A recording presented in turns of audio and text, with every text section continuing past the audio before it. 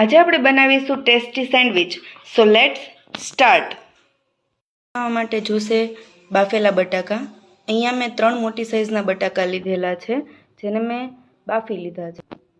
વઘાર માટે જોશે ડુંગળી અને કેપ્સિકમ. અહીંયા મેં અમૂલનું ચીઝ લીધેલું છે અને અમુક બેઝિક મસાલા લીધેલા છે, જેમાં કિચન કિંગ મસાલો, ગરમ મસાલો, લાલ મરચું પાવડર, ધાણા જીરું પાવડર, થોડી હળદર અને હિંગ લીધેલી છે અને સેન્ડવિચ બનાવવા માટે બ્રેડ લીધેલી છે. તો ચાલો શરૂ કરીએ આજે આપણે સેન્ડવિચ બનાવવાનું વિથ મનાલીઝ વેજ કિચન. હવે આપણે તેલ ગરમ કરવા માટે એક ગેસ ઉપર પેન મૂકી અને ગેસ ચાલુ કરશું.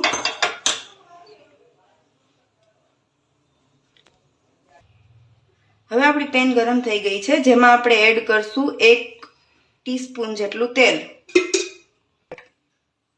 હવે આપણું તેલ ગરમ થઈ ગયું છે, જેની અંદર આપણે નાખશું થોડી હિંગ અને પછી આપણે એડ કરશું એની અંદર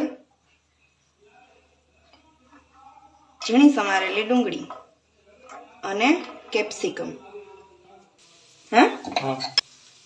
હવે આપણે આને ધીરે ધીરે ચોળવશું, જેથી કરીને આપણી ડુંગળી છે એકદમ ગુલાબી રંગની થઈ જાય અને કેપ્સિકમ પણ સોફ્ટ થઈ જાય. હવે આપણે એની અંદર થોડું નમક એડ કરીશું ટેસ્ટ અનુસાર. તમે જોઈ શકો છો કે આપણી ડુંગળી છે એ એકદમ સરસ રીતે પાકી ગઈ છે. હવે આપણે એની અંદર જે આપણા બેઝિક મસાલા હતા એ બધા મસાલા એડ કરીશું અને ગેસની ફ્લેમ છે એ સ્લો રાખશું. પછી એકદમ સારી રીતે મિક્સ થઈ ગયા છે. હવે આપણે જે બટાકા બાફેલા લીધા હતા એનો માવો બનાવી લીધો છે, એ માવો આપણે મસાલાની અંદર એડ કરશું. હવે માવાને અને મસાલાને આપણે સારી રીતે મિક્સ કરી લેશું.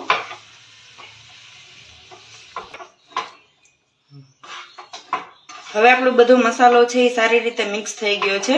હવે આપણે ગેસની ફ્લેમને બંધ. હવે આપણો મસાલો તૈયાર થઈ ગયો છે, તો હવે આપણે એને બ્રેડ ઉપર ફિલ કરી દઈશું.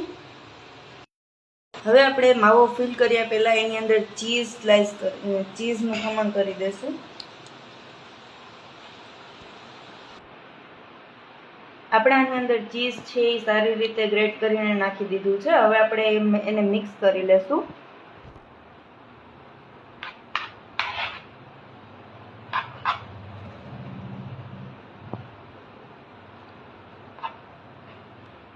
હવે આપણું ચીઝ છે એ સારી રીતે મિક્સ થઈ ગયું છે. હવે આપણે આને બ્રેડની અંદર ફિલ કરી લઈશું.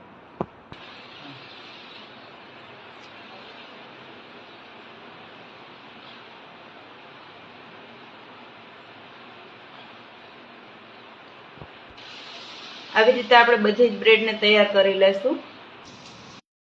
હવે આપણી બધી બ્રેડ છે એ ફિલ થઈ ગઈ છે. હવે આપણે એને ગ્રીલરની અંદર સારી રીતે ગ્રીલ કરી લઈશું. આપણું ગ્રીલર ગરમ થઈ ગયું છે. હવે આપણે એની અંદર તેલ લગાડી દઈશું અને પછી એના ઉપર આપણે બ્રેડ છે એ ગોઠવી દઈશું અને બ્રેડ ઉપર પણ સારી રીતે ઓઇલ લગાવી દઈશું, જેથી કરીને આપણી બ્રેડ છે એ સારી રીતે ક્રિસ્પી બની જાય. આપણી બ્રેડ છે એની ઉપર ઓઇલ લગાવી ગયું છે. હવે આપણે એને સારી રીતે પેક કરી અને 2 થી 3 મિનિટ માટે પાકવા દઈશું.